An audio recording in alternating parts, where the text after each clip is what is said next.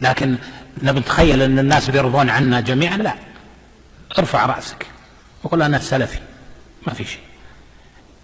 Həmçinin bu hədisin dəlalət elədiyi mənalardan birisi də budur ki, insan ümumiyyətlə müsəlman qardaşlarına qarşı açıq ürəkli olmalıdır.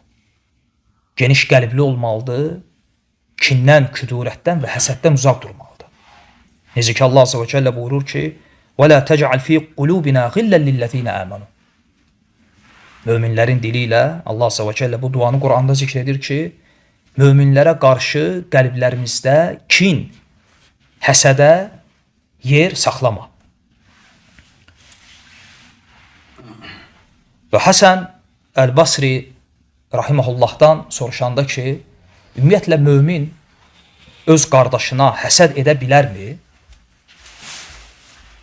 Və ya bunu etsə ona nə nəsiyyət olunar? Həsən rahimehullah deyir ki, belə birisi Yusufun qardaşlarını xatırlasın. Yusufun başına gətirdikləri oyun həsədin nəticəsində idi.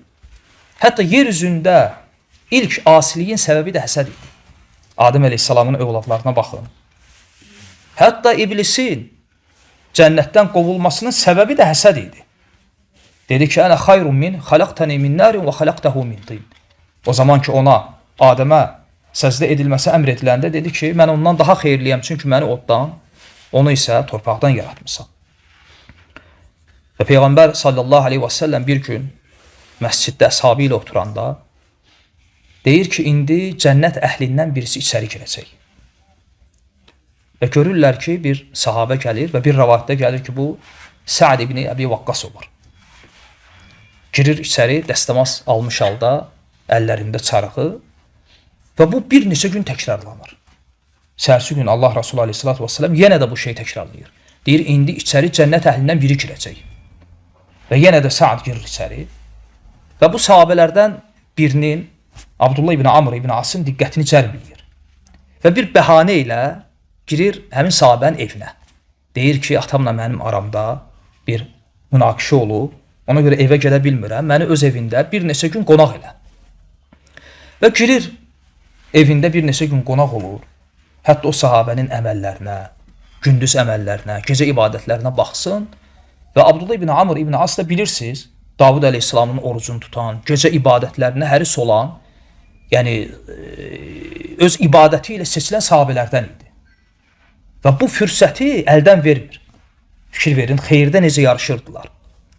Yəni, sahabə fikirləşir ki, yəni görəsən bu sahabənin, bu müsəlmanın, yəni bizdən fərqli hansı bir əməli var ki, Allah Resulü aleyhissalatü vesselam 3 gün dalbadal onu cənnətlə müjdələdi.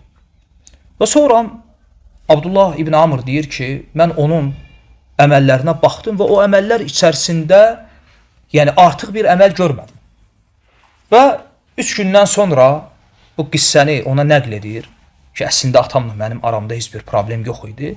Lakin Allah Rasulü bir neçə gün dalbadal səni cənnətlə müjdələdi və bu səbəb ilə gəlib sənin evində qonaq oldum. Və səbəbini soruşanda həmin sahabə nəysə bir şey deyə bilmir. Yəni hansısa bir oruc olaraq, sədəqə olaraq, namaz olaraq artıq bir əməlini deyə bilmir. Və Abdullah ibn Amr getmək istəyəndə çağırır onu geri. Deyir, ola bilsin ki, bu əməlimə görədir. Və nəyi zikr edir? Deyir ki, qəlbimdə heç bir müsəlmana qarşı xəbislik, kin, küdurət saxlamıram və Allahın müsəlmanlardan kiməsə verdiyi bir nemətə görə ona heç vaxt həsəd etmirəm. Və bu səbəbə görə. Və həmçinin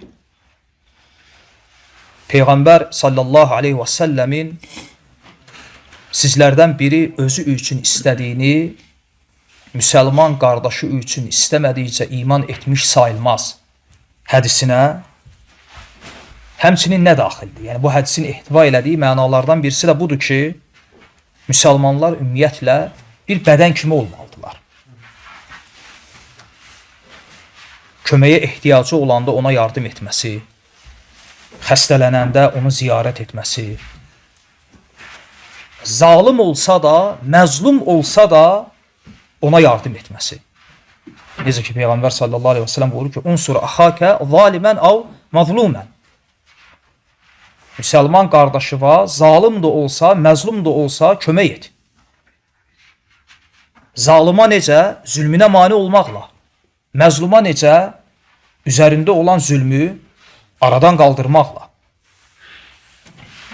Və Peyğəmbər sallallahu aleyhi və səlləm buyurur ki, Əl-mü'minun kəl-cəsədil vahid. Möminlər bir cəsəd kimidirlər. Misala fikir verin. Allah Resulü aleyhissalatü vesselam möminləri nəyə bənzədir? Bir bədənə. Və sonra izah edir ki, necə ki, insanın bədənində bir üzv şikayət edəndə, ağrıyanda, bütün bədən o üzvə görə səhərəcən yatmır. Qızdırma ilə əziyyət çəkir. Və möminlər bu cür olmalıdırlar, bir bədən kimi. Yəni, müsəlmanlardan biri əziyyət çəkəndə, o birisi o əziyyəti hiss eləməlidir. Eyni ilə bir bədəndə, bir üzv şikayət edəndə, ağrıyanda, bütün bədən ondan əziyyət çəkdiyi kimi. Və başqa hədisdə Peyğəmbər sallallahu aleyhi və səlləm buyurur ki, Əl-mu'minu lil-mu'min kəl-bunyan, yəşuddu ba'duhu ba'da. Mömin, möminə nisbətdə necədir? Bir bina kimi. Bir divar kimi. Məsələn, divar necədir? Kərpicin özünü götürsən, ola bilsin ki, kərpicin özü o qədər möhkəm olmasın. Onu qırmaq rahat olsun. Lakin kərpiclər bir-birinə birləşəndə, bir-birini tamamlayanda daha qüvvətli olur. Ona görə Allah Resulü sallallahu aleyhi və səlləm bunu deyəndə əllərini belə birləşdirir bir-birinə və deyir ki, Əl-mu'minu lil-mu'min kəl-bunyan yəşuddu ba'duhu ba'da. Möminə nisbəti bir bina kimidir. Onlar bir-birinə dəstək olurlar.